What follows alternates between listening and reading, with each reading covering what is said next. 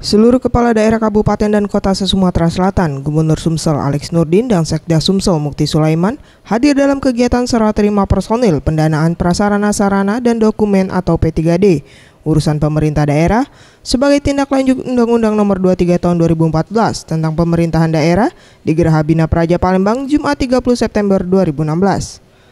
Dalam sambutannya, Alex Nurdin menyampaikan ada 3 hal yang akan berpengaruh terkait perubahan status tersebut.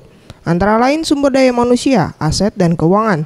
Seperti seluruh guru SMA SMK menjadi tanggung jawab Pemprov, termasuk status kepegawaian dan proses sertifikasi. Terkait aset dan keuangan akan diatur kembali sehingga seluruh kebutuhan sekolah akan terpenuhi. Proses sekalian memberikan kerjasama terhadap 3 hal utama, yaitu sumber daya manusia, aset, dan keuangan.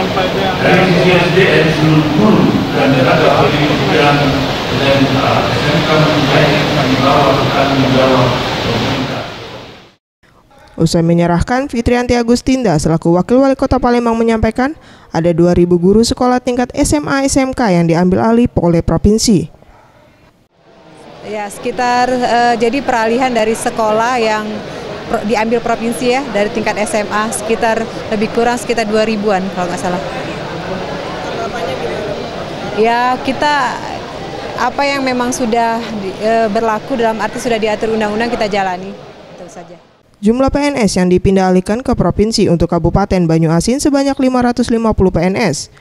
Musi Banyuasin ada 500 PNS, Ogan Ilir ada 531 PNS, Oki ada 755 PNS, Oku ada 700 PNS, Okus ada 447 PNS, Prabu Muli ada 524 PNS, Muara Enim ada 700 PNS, Lahat ada 768 PNS, dan Pali ada 129 PNS.